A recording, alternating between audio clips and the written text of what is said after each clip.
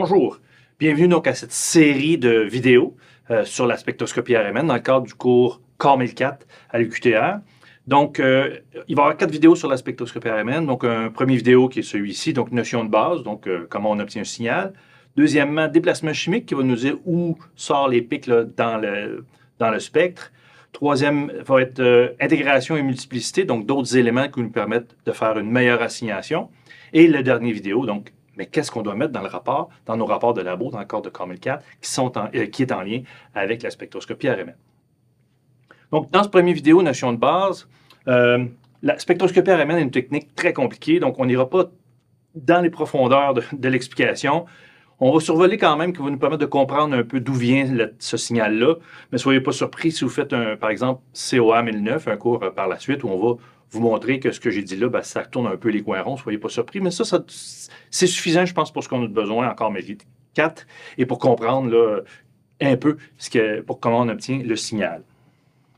Donc, qu'est-ce que la résonance magnétique nucléaire?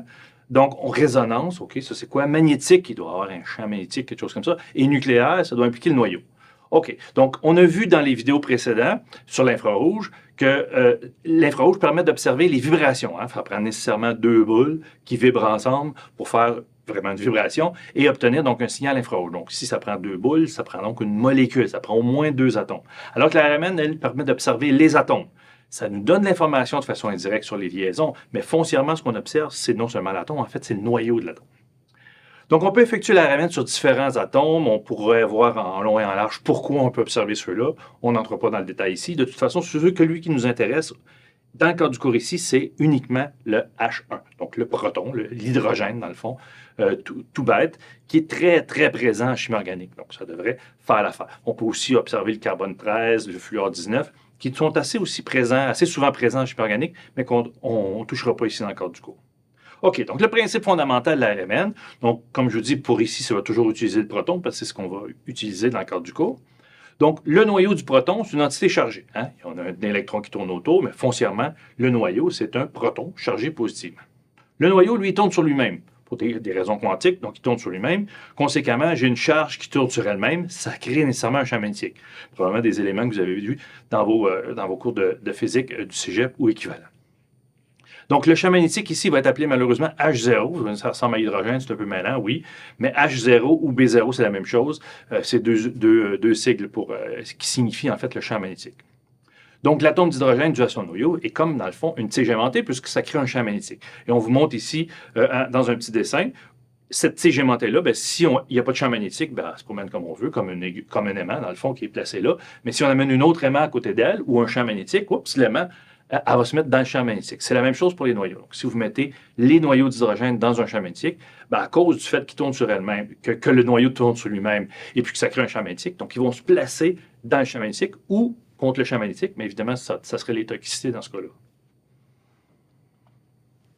Donc, ceux qui s'orientent avec le champ magnétique, on va les appeler l'état de spin alpha, et ceux qui s'orientent contre le champ magnétique vont s'appeler bêta.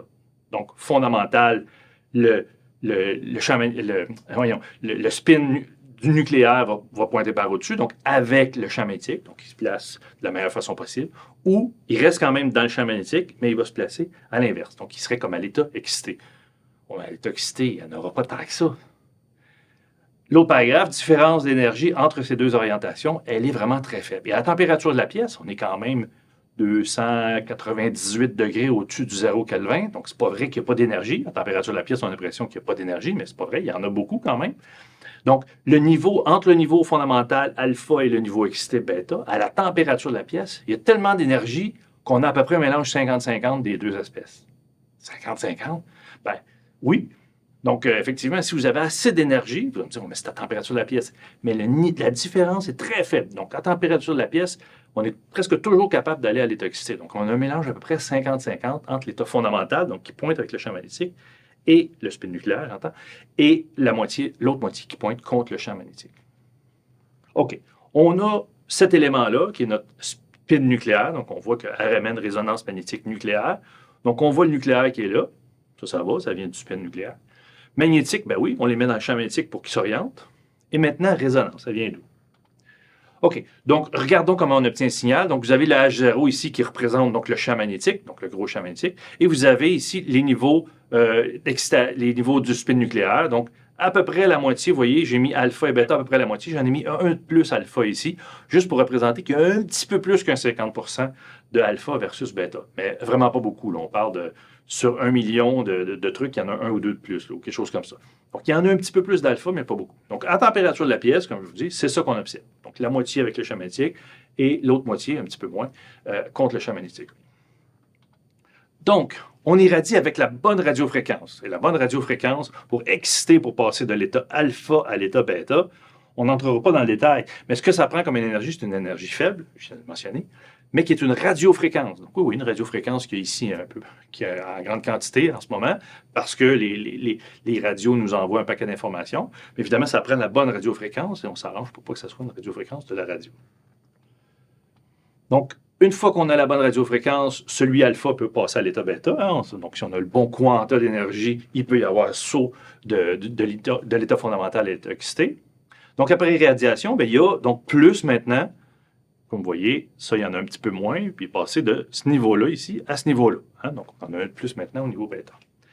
Et une fois qu'il a été excité, donc il peut revenir à température, pas à température de la pièce, à l'état fondamental. Et c'est ça qu'on va détecter en RMN. En fait, c'est le retour à l'état fondamental qu'on détecte. On ne rentrera pas dans le détail comment on réussit à revenir à l'état fondamental, mais c'est quelque chose qui est énormément utilisé en RMN, qui permet de faire des expériences assez compliquées, mais donner beaucoup d'informations. Mais on va juste focaliser sur le fait que ce qu'on observe, c'est le retour à l'équilibre. Donc, lorsqu'on applique la bonne énergie pour passer de l'état alpha à bêta, que ici j'ai appelé delta E, donc la différence d'énergie entre les deux niveaux, qui excite les alphas en bêta, on dit qu'il y a la résonance à ce moment-là. Donc, résonance magnétique, le champ magnétique, nucléaire, c'est dû au spin nucléaire. Donc, d'où le terme RMN. Mais c'est quoi la radiofréquence qu'on doit utiliser? Donc, la radiofréquence qu'on doit utiliser, notez ici, donc la radiofréquence, donc la fréquence qu'on doit utiliser, c'est donc gamma, j'y reviens dans 2 secondes, H0, c'est le champ magnétique, sur 2π. Donc, la résonance, à laquelle, donc la longueur d'onde qu'on va devoir utiliser est directement proportionnelle au champ magnétique. Donc, gamma, ici, c'est la constante magnétogyrique. Bon, c'est un grand terme. C'est important juste de se souvenir que ça dépend de chacun des noyaux. Mais comme nous, on va toujours utiliser dans le cadre du cours ici l'hydrogène, donc un seul noyau, donc ça va être vraiment une constante. Ça ne va même pas changer d'un élément à l'autre, puisqu'on va toujours utiliser un seul élément. Donc, finalement, la radiofréquence est directement proportionnelle au champ magnétique qu'on va appliquer. Et en dessous, ici, on vous indique, est-ce que ça prend un gros champ magnétique? Ben, nous, notre champ magnétique de notre appareil, c'est presque 10 Tesla. Et le champ magnétique de la Terre, c'est 10 à la moins 4 Tesla. Donc, ça vous donne une idée quand même, parce qu'il y a un champ magnétique assez conséquent. Donc, comment obtenir un spectre RMN? Donc, on prend notre échantillon, parce que c'est ça qu'on veut analyser. On veut analyser tous les H qu'il y a dans notre échantillon. On le met dans un champ magnétique puissant qui va permettre de tout mettre les spins nucléaires dans l'axe. Donc, la moitié vont s'aligner avec et l'autre moitié vont rester alignés avec, mais aussi vont être à l'état excité. Donc, on envoie la bonne radiofréquence. Donc, les bêta peuvent passer à l'état alpha. Et ensuite, il y a retour à l'état fondamental. Et c'est ça qu'on obtient comme signal avec un détecteur. C'est ce qui est noté ici. On met l'échantillon dans un champ magnétique qui est représenté par les grosses barres ici. Et ensuite, on obtient donc un signal là, sur le quadrillé qui est en bas à droite. Donc, il y a 2 types d'instrumentation, mais en fait, il y en a juste une. La première, c'est Continuous Wave Spectroscopy. En fait, on balaye lentement les radiofréquences. Et quand on a effectivement absorption de l'énergie, retour à l'état fondamental, wow, ça nous donne un grand pic. Et si on continue de balayer, wow, on obtient. Mais ça, c'est trop long. Et c'est pas très sensible, donc ça n'existe plus. Si vous trouvez peut-être un vieil appareil là, qui date des années 70, vous allez peut-être l'avoir, mais il n'y en a plus de ça. Donc, toutes les universités, tous les gens qui utilisent la RMN, maintenant, vont utiliser plutôt le FT, pour transformer de Fourier. Peut-être que vous avez connu ça par bonheur ou malheur, tout dépendant si vous aimez les mathématiques ou non. Donc, la transformée de Fourier, c'est une opération mathématique. En fait, on va irradier toutes les radiofréquences en même temps. Et boy, on va toutes les irradier en même temps, on va tout obtenir le signal en même temps. Comment est-ce qu'on va réussir à séparer tout ça?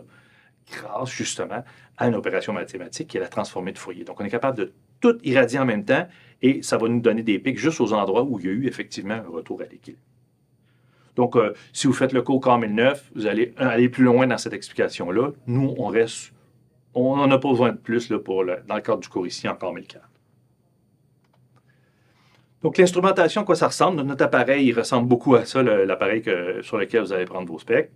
Donc, comme je vous disais, on a un électroaimant, c'est ça qui est important, c'est qui est ça ici, qui est ça ici de chaque côté. Là. En fait, c'est un sphère, mais comme on a coupé ça en deux, on dirait que c'est deux morceaux. Là. C'est une sphère dans laquelle descend notre échantillon.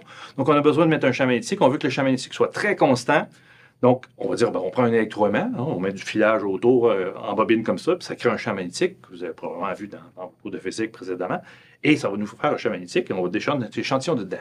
Le problème, c'est que si vous branchez ça dans le mur, vous avez besoin d'un champ magnétique très précis, parce que vous avez vu que la radiofréquence, c'est en fonction du champ magnétique. Donc, il faut vraiment bien connaître le champ magnétique. Donc, il faut que le champ magnétique soit très constant, sinon nos valeurs pour un même échantillon vont changer, parce que le H0 va changer, et la fréquence va changer. On va penser qu'on va avoir un autre signal, mais non. Donc, ça nous prend un champ magnétique qui est vraiment très constant. Le problème, c'est que si vous branchez ça dans le mur, ben, ça va changer le courant. Surtout à l'université, s'il y en a un qui rouvre un truc qui prend énormément d'énergie, un moteur, ben, oups, vous allez avoir une baisse de pression, peut-être de courant, peut-être pas énormément, mais assez pour changer votre fréquence, vu que la fréquence est directement proportionnelle au champ magnétique. Donc, pour s'assurer d'avoir ça, on ne veut pas le brancher dans le mur. Ça n'a pas de bon sens. Si on veut un électroaimant, il faut qu'il y ait une source d'électricité. Ben oui et non. C'est-à-dire, il y a quelque chose qui nous permet d'avoir un courant qui est toujours présent, qu'on appelle la supraconductivité.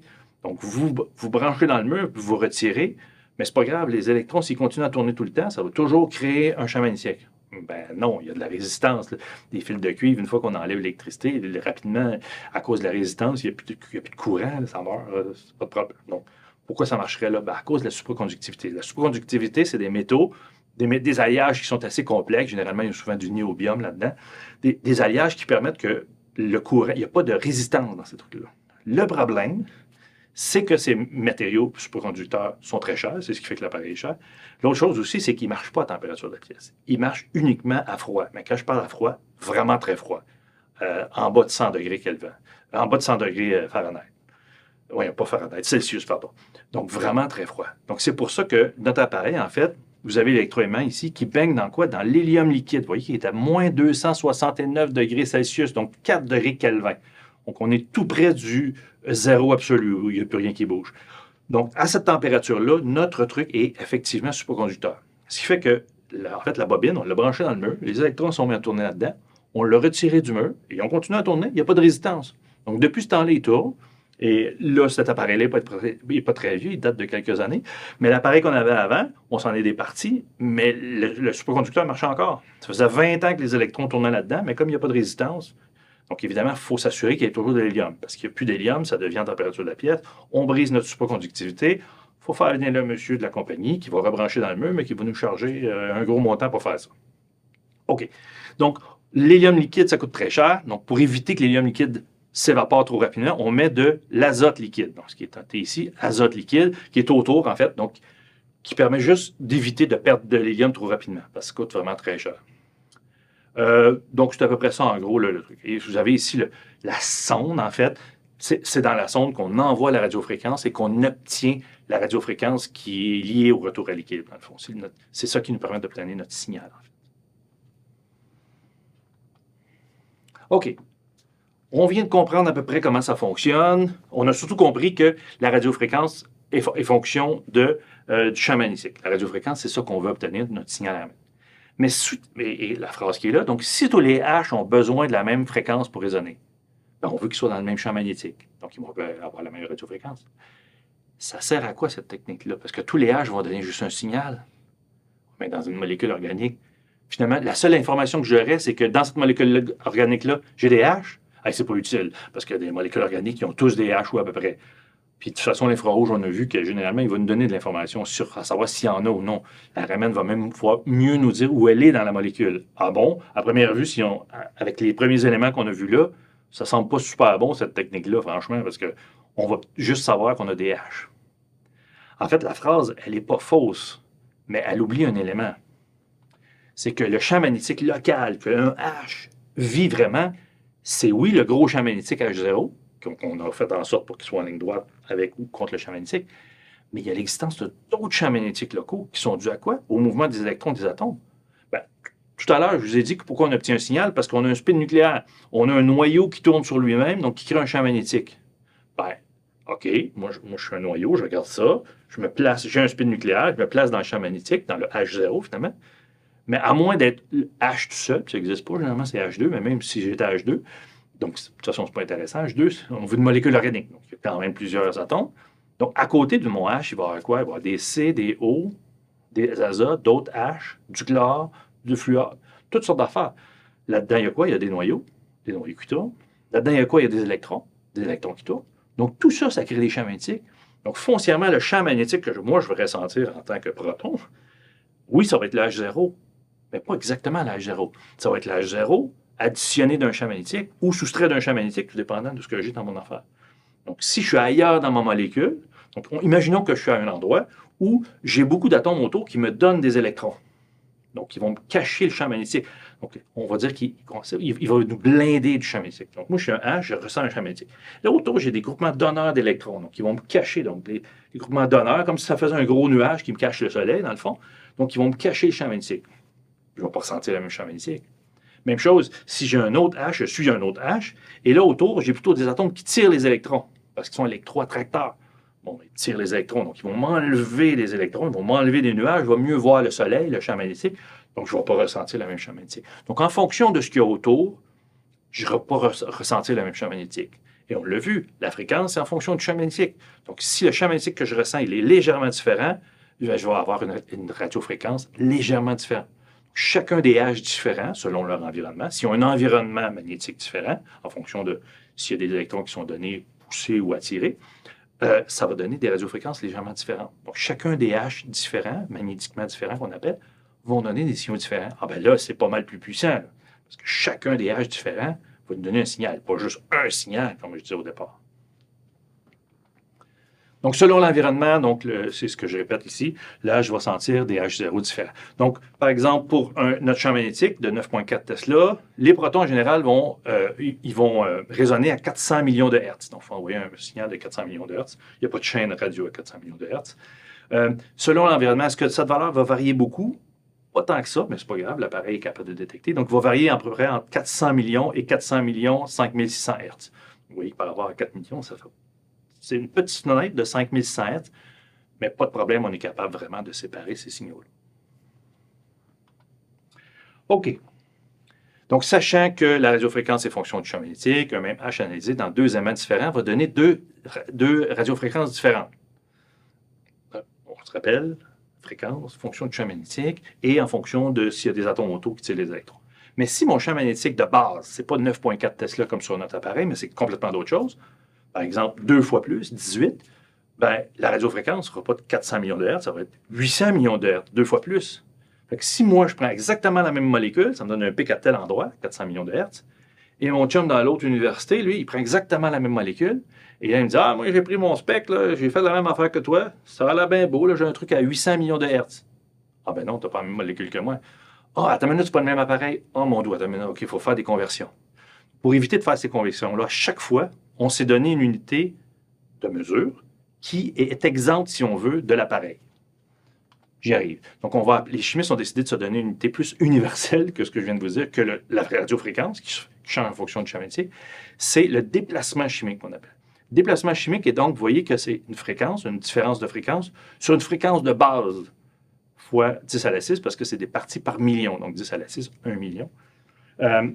On va peut-être prendre un exemple, ça va aller rapidement. Donc, le déplacement chimique s'exprime en ppm, à peu près entre 0 et 14 ppm. Donc, la référence à 0, c'est le tétraméthylsilane.